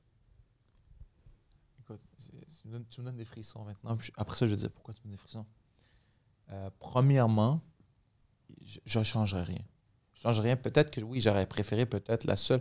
J'aurais pas été courtier plus tôt. Je ne veux pas dire que j'aurais voulu être courtier à 25 ans ou à 20 ans, c'est pas vrai. J'aurais aimé commencer chez les pages jaunes plus tôt. J'ai commencé, je pense, à 26 ou 27 ans. J'aurais aimé ça commencer à 20 ans. Parce que c'est là que j'ai eu le déclic. C'est là que j'ai compris comment un téléphone, c'est un appareil incroyable. Tout le monde a un téléphone, il y en a qui en ont 2. C'est un appareil important. C'est la seule chose que j'aurais aimé dire à Ali à 20 ans, c'est commence dans le télémarketing au téléphone parce que c'est extrêmement difficile. Et si tu peux le masteriser, le reste est facile. Le reste est facile. Tu t'imagines à quel point on est dans un monde où tu peux tout avoir, puis la vente peut permettre de pouvoir réaliser tes rêves. La vente, honnêtement, tu peux couler secondaire. Et le monde ne le sait pas. J'ai un bac, j'ai travaillé à la banque, j'ai été FSR chez CIBC. J'en parle jamais. La vente... Hein? Approchez un peu le micro. La vente est le meilleur domaine. Ça peut sortir des familles de la classe lower middle class à richesse complète, sans avoir skills autres que les skills interpersonnels. C'est le meilleur domaine selon moi. Puis pourquoi je te disais que j'avais des frissons tantôt? La semaine dernière, c'était ma fête. Bonne fête en passant. Merci. On ne vient pas te demander ton âge. Non, c'est correct. On ne demande jamais à un jeune homme son âge. J'étais en route, j'allais faire des commissions, puis le jour de ma fête, j'ai pris mon téléphone, j'ai fait une vidéo pour ma future self. Really? Yeah. Ali, that's crazy, j'ai une histoire là-dessus. So, Ali, aujourd'hui, la date, le 19 juillet, félicitations, c'est ta fête, bonne fête. Cette vidéo est pour toi. pour 45 ans, parce que j'ai un checkpoint à 45 ans important que je veux reach, un target. Puis tu me dis, qu'est-ce que je veux dire?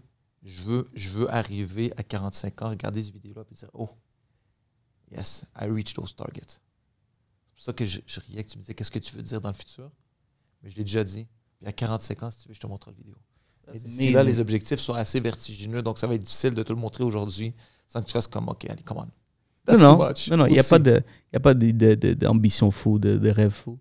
Yeah. Ça dépend de tes message, actions. je vais pouvoir te le partager, mais à 45 ans. Ça dépend juste, si tu me dis c'est quoi tes actions aujourd'hui et je regarde la vidéo, je vais te dire, allez, avec toute transparence, tu vas pouvoir l'avoir. Ou je vais te dire, il faut que tu fais un peu de tweak pour pouvoir atteindre. Il y a du fine-tuning à faire. C'est drôle que tu as fait cette vidéo. Je l'ai faite aussi. J'ai arrêté de le faire, puis tu sais quoi? Une autre chose que je vais recommencer, je vais le faire même aujourd'hui, parce que même si c'est pas ma fête.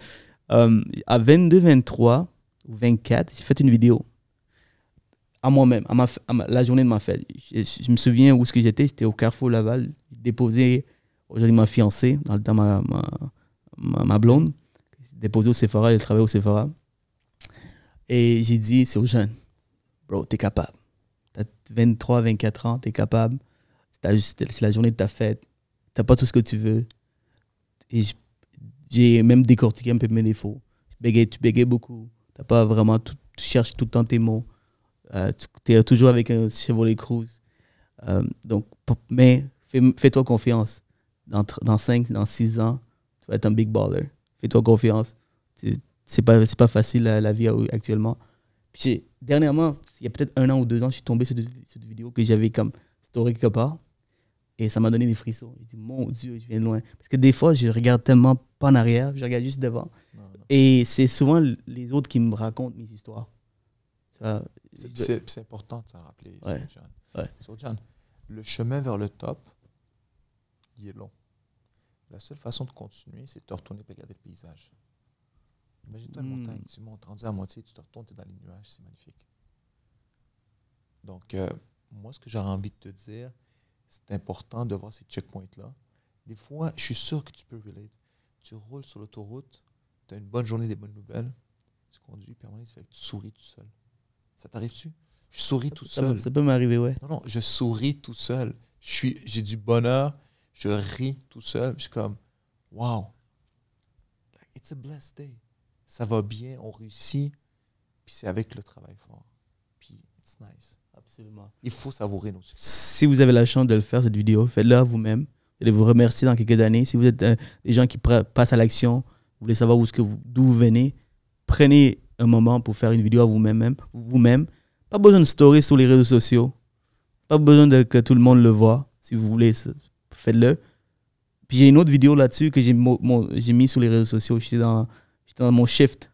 Je sais pas si tu as déjà tombé sur cette vidéo. Je faisais mon shift comme agent de sécurité. Ça me dit quelque chose. Ça fait un bout. Tu l'as pas mis récemment. Ouais, j'étais avec ma Honda Civic cassée dans ce temps-là, brisée. J'avais pas l'argent pour pouvoir payer ma Civic. Puis je disais à moi-même, everything is hard right now, but I'll make it. I don't have enough hours as well. Qui me donnait pas assez d'heures. Alors, tu vas être capable. Donc, thanks, merci. Maintenant, ma question pour toi. Mettons qu'on devait avancer dans le temps. Tu as 70 ans. À ta retraite, peut-être. Dans l'île Bahamas, je ne sais pas où tu veux être. Puis là, tu veux donner un conseil aux jeunes Ali d'aujourd'hui. Qu'est-ce que tu penses que tu donnerais comme conseil avec la sagesse que tu as? Prends des risques. Prends des risques. Prends des risques. C'est mon plus gros challenge de prendre des risques. Tantôt, on parlait de la publicité, toi et moi, avant de commencer la vidéo. Prends des risques. Le pire qui peut arriver, c'est que tu te trompes, mais c'est des risques qui sont calculés. Je dois prendre plus de risques, c'est important. Je dois engager plus, comme je disais tantôt, dans l'équipe. Je sais c'est quoi mes défauts. Je pense que c'est le chemin vers les corriger. Tantôt, tu me parlais de bégayer, tu le savais, donc tu savais qu'il fallait que tu travailles dessus. Mm-hmm. Mais moi, je sais que je dois prendre des risques plus. J'y travaille, mais c'est ce que j'aimerais ça me dire à moi-même. Tu l'as le conseil plus tôt. Le jeune Ali vient d'arriver sur notre podcast pour donner un conseil, donc excellent. Et pour finir, un petit jeu. Donc, chaque invité pose une question au prochain invité, sans nécessairement savoir c'est qui. Oh. Et tu vas faire la même chose au prochain invité que tu ne sais pas. Donc, l'invité nous a posé la question. Est-ce que tu penses que l'intelligence artificielle va changer ton domaine? Ou peut-être même va faire en sorte que ton domaine disparaît à cause de l'intelligence artificielle? Okay. C'est la première question. Je peux aller? Ouais, vas-y. On le sent déjà que ça affecte notre domaine. Il y a déjà, je le vois dans l'équipe, les gars utilisent des appareils pour aller chercher des textes, etc. Ça va affecter, c'est sûr, définitivement, ça va affecter tous les domaines. J'en connais pas assez non plus pour entrer en détail de chaque domaine, qu'est-ce que ça va changer.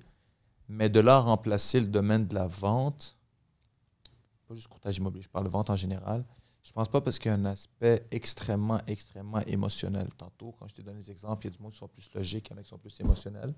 Le côté émotionnel ne peut pas être remplacé par AI. Tu sais qu'est-ce qu'Elon Musk a dit dernièrement? J'ai vu ça sur les réseaux. Il a dit que un jour, les humains n'auront pas le choix d'adapter un revenu universel. Un revenu universel parce que tous les boulots seront remplacés par les robots intelligents artificiels.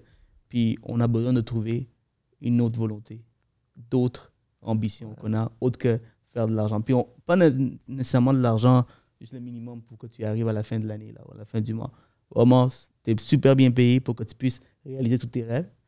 Parce que tout est fait par l'intelligence artificielle, par les robots.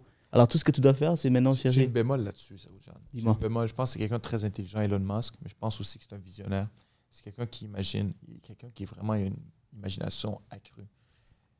Je ne vois pas comment on pourrait avoir un revenu stable, tout le monde. Parce que rendu là, si tout le monde est pauvre, il y a du monde qui va arrêter de travailler. Si la norme devient pour tout le monde, puis ça a tout le temps été de même. Je pense que c'est lui qui voulait aller dans l'espace avant même qu'il soit riche, il voulait déjà aller dans l'espace. J'ai regardé un petit reportage sur lui récemment. Je pense que oui, ça va affecter, mais je pense qu'il y a un côté émotionnel qui ne pourra jamais s'en aller. Imagine-toi un docteur. Comment un docteur va faire une opération? Ben, le docteur, c'est un robot. Non, mais ça, imagine-toi une situation où il y a un accident, la femme est enceinte. Si on opère, la mère peut mourir, mais l'enfant, il survit. Si on n'opère pas, l'enfant survit, la mère, elle mort. Je ne sais pas si tu comprends ce que je veux dire, mais il y a un côté humain qui va dire, bon, tu sais quoi? Quelle décision qu'on va prendre? Ça va prendre plusieurs décennies ou même siècles avant qu'on arrive. Tu vois ce que je veux dire? Ouais, avant qu'on arrive à cette situation. Mais je suis convaincu que ça va un jour arriver, pas dans notre génération, ni avec des futurs enfants, mais futurs enfants, il va y avoir d'autres sujets. Probablement, ouais. Puis le futur va nous le dire. Mais ma question pour toi, mettons que tu es dans une position où tu as l'argent qu'il te faut pour réaliser tous tes rêves. Ouais. C'est quoi maintenant? C'est quoi ton why? Maintenant que tu as tout ce que tu veux. Je pense que l'argent ne devrait jamais être ton why. Ça peut être un mine pour ton why. C'est quoi? Chacun a son... Ça n'a jamais été l'argent. Le monde qui me connaît savent que ça n'a jamais été une question d'argent. L'argent, c'est un positionnement dans la société, pas plus que ça. C'est un outil. Imagine si par la suite, c'est le statut. C'est le statut. Puis Andrew Tate l'a dit, hein? L'argent, c'est le power. C'est le power que tu veux. C'est pas l'argent en tant que tel. C'est la force de pouvoir faire ce que tu veux, la liberté qui vient avec. C'est pas le financier, l'argent que tu veux. C'est être libre. Par exemple, dans une situation où tu as l'argent, tout le monde a l'argent. Ouais. Maintenant, le Musk, je ne sais pas si c'est lui qui l'a dit ou c'est moi qui le dis. Je suis en train de comparer avec... Il se auto-quote. Il dit, maintenant, tous les humains, ils vont devoir se démarquer par leur créativité, par leur pensée, leur imagination. Tout le monde devient des Socrates. Tout le monde devient des philosophes. Puis maintenant, ton statut, c'est qui a les meilleures idées. Encore là, l'intelligence peut peut-être avoir des idées, mais nos ambitions, nos rêves vont être ailleurs, différents. On va avoir un purpose différent aussi si tout le monde a un revenu universel. Bon, on va voir. Ouais. Écoute, je suis sceptique à l'idée parce que le capitalisme étant ce qu'il est, les personnes en haut de la pyramide n'accepteront pas que tout le monde soit égal. Ça, c'est de un. Deuxièmement, on l'a vu, tu as dit Socrate, Platon, dans le temps que c'était plus philosophique, plus artistique, etc. Ça doit se répéter. En tout cas, dans tous les cas, mes futurs enfants auront la chance de... Ils vont regarder le vidéo, puis ils vont dire mon arrière-grand-père, il était dans le champ. Il était dans le champ complètement. Peut-être qu'il est un visionnaire. Voilà. Un visionnaire, il savait où ce qu'on allait. Et pour finir, Ali, un conseil, une recommandation que tu aurais peut-être pour un livre. Est-ce que tu es quelqu'un qui lit beaucoup? Oui, mais écoute, les livres de Patrick Bet-David sont excellents. I think c'est your Next Five Moves est excellent. Je l'adore. Un autre livre que j'ai aimé récemment, je vais te ramener le titre, c'est How to Win Friends and Influence People. Quelque chose comme ça, ouais. Celle-là aussi est excellent. Ouais. Celle-là, c'est qui l'a écrit, celle-là? Je pense que c'est Je les ai toutes lues. C'est juste ça. soit Napoleon Hill ou Dave Non. Carnegie. C'est Carnegie. C'est Carnegie qui l'a fait. C'est Jordan Belfort qui l'avait mentionné dans un de ses reportages. C'est là que t'as raison, c'est là que j'avais pris le titre. Mais j'ai envie de te dire, vraiment, tu sais, on peut être sketch puis parler de Poor Dad and Rich Dad, mais tout ce qui est en lien à Patrick Bet-David, je l'avais déjà dit, comment j'ai un énorme respect pour sa business. Tous ces livres sont excellents. Excellent. C'est eux autres que je te dirais. Ah ouais? Patrick Bet-David, guys. Puis pour les gens qui veulent avoir encore plus de Patrick Bet-David, guess what? What homeboy, Siroujane, va l'avoir en podcast. Je ne l'ai pas nécessairement annoncé officiellement comme je le fais dans ce podcast parce que c'est garanti, tout est signé. Là. Tout est signé. Tout est signé. Donc, on attend juste la date pour pouvoir le faire. 4 ans de travail. C'est la première fois qu'il va faire une collaboration avec quelqu'un de Montréal? Première fois au Québec au complet. Je le savais. Je veux juste le mentionner pour que vous sachiez à quel point c'est important. C'est gros. Ouais, c'est gros. C'est vraiment gros. Ouais. Good job. Thanks. Félicitations. Et juste pour dire, et ma fiancée m'a fait rappeler, si Jeanne, t'es capable de faire tout. Alors, c'est toi de faire la même chose à la maison.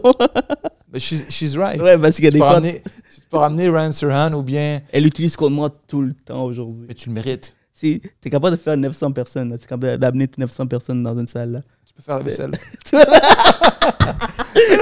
mais c'est la réalité, écoute. Et là, j'ai absolument rien à dire. Elle me close chaque fois parce que là, j'ai pas d'argument. Yeah. J'ai pas d'argument. C'est parce que des fois, elle me dit, je suis pas capable. Je veux pas le faire. T'es capable, c'est vrai. Sound like excuses to me. Exactement. Yeah. Merci Ali, encore une fois, d'être passé. Merci à toi, merci à ton temps et à l'équipe au complet. J'ai hâte d'avoir une discussion avec toi dans quelques années, te dire qu'est-ce que j'ai fait par rapport à ce que je veux faire. Pareillement. Puis je veux aussi que tu réécoutes cette vidéo dans quelques années pour pouvoir le faire. Puis écoute, j'ai hâte de voir ta progression. J'ai hâte de voir ça sur les réseaux. Puis à un certain point, on va être content de l'avoir fait. Merci encore, Ali. Pareil, merci à toi. Ali, on a complètement oublié. Oui. Merci Zoram d'avoir rappelé. Ali, si tu avais à poser cette question au prochain invité, ça serait qui? Ça serait quoi? Un challenge que j'ai présentement. Ouais. Et que je cherche une réponse. OK. J'ai de la misère à la trouver.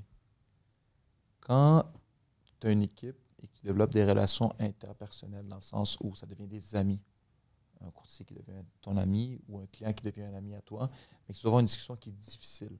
Comment aborder une discussion difficile avec quelqu'un qui a une relation amicale avec toi?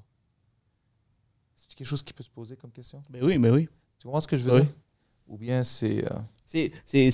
Souvent, c'est des sujets inconfortables.